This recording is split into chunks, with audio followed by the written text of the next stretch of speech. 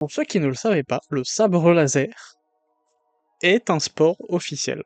Précisément un sport mettant en avant la quatrième arme de la Fédération française d'escrime, le sabre laser. Oui, oui, vous ne rêvez pas, le sabre laser est officiel. Et avant que vous me posiez la question, oui, j'en fais, et non, il n'y a pas que des grands fans de Star Wars, il y a même des gens qui sont à la limite de découvrir que ça existe en entrant dans le sport, parce qu'ils viennent principalement pour ça. Alors, pourquoi les non-fans de Star Wars viennent? Pourquoi c'est pas juste du sabre avec un bâton lumineux? Parce que dans Star Wars, il y a des formes de combat.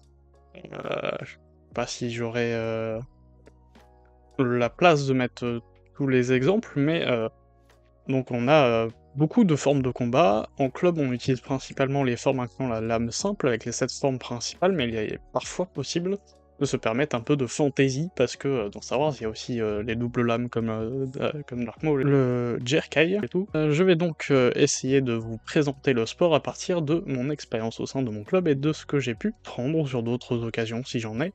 On partira donc dans l'ordre croissant de maîtrise que j'ai sur la partie du sport que j'expliquerai, et on en a 3.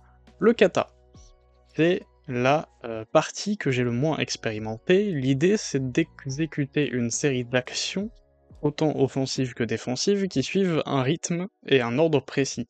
Le but, c'est vraiment de travailler la précision et la discipline dans ces mouvements. À la base, c'est quelque chose de très rigide, on prend des enchaînements qui sont relativement connus, ou qui sont vraiment très réfléchis à l'avance, pour que tous les participants partent du même pied. Cependant, certaines personnes s'ouvrent un peu à laisser les participants créer un eux-mêmes, et c'est juste ce que l'on m'a fait faire l'an dernier pendant ma rééducation. Ça m'a permis d'apporter de l'exercice supplémentaire à mon genou, et en même temps, de voir ce que j'étais capable de faire. Je vous laisse juger de ce que j'ai fait.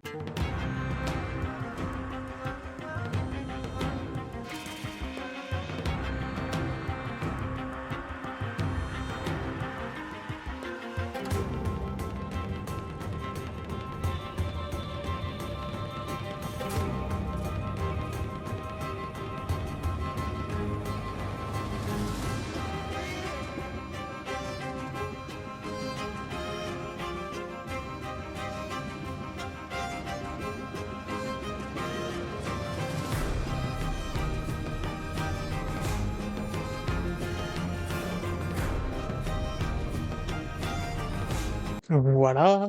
Ensuite, on a le combat sportif. Pour le coup, j'en ai expérimenté pas mal dès le début. Il y a de nombreuses règles. Je vous mettrai le lien en description si ça vous intéresse, mais je vais déjà vous présenter les principales. Notre arène est circulaire, contrairement au reste de l'escrime qui a une arène linéaire. Dans un langage de gamer, c'est passé de Street Fighter à Tekken. Et on ne doit pas sortir de cette arène, évidemment.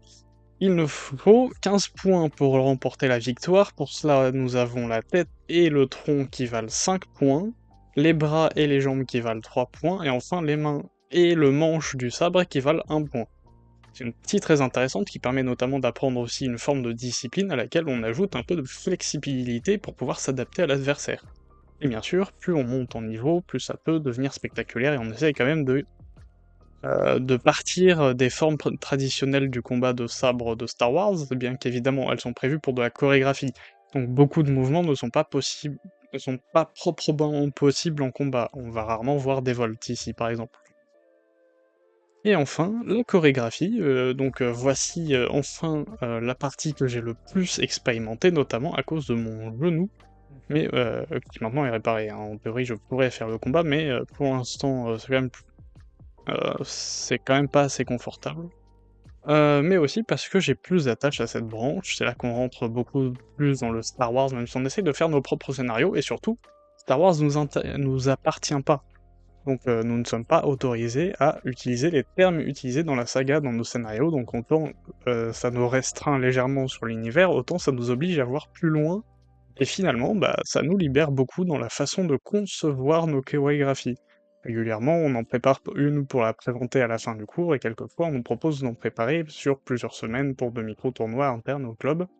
Bien sûr, tous ces cours nous offrent la possibilité de participer à des événements régulièrement, à des conventions pour aussi faire des démos, mais aussi des initiations. Donc vous l'aurez compris, les 3 branches du sport se complètent plutôt bien. La discipline du kata va se retrouver beaucoup dans le combat, sa précision un peu dans les deux. Dans la chorégraphie, on va pouvoir réutiliser des logiques de combat, peut-être enlever des mouvements un peu inutiles qui peuvent paraître trop faux pour le public, tout en gardant un côté spectaculaire, et à l'inverse, en combat, on va quand même vouloir, que ça soit joli à voir, et etc. Je voulais en faire une vidéo parce qu'il commence à être de plus en plus visible et je sais que j'ai pas une énorme commu, donc ça va pas nécessairement aider, mais j'avais envie de me mettre ma pierre à l'édifice et donc la voici. Petit PS, gros big up à mon club exceptionnel, on a une réputation de beauf et on en est très fiers. On rigole beaucoup et en même temps, il y a vraiment un côté très good vibe où tu peux parler librement et tout va bien et c'est vraiment cool.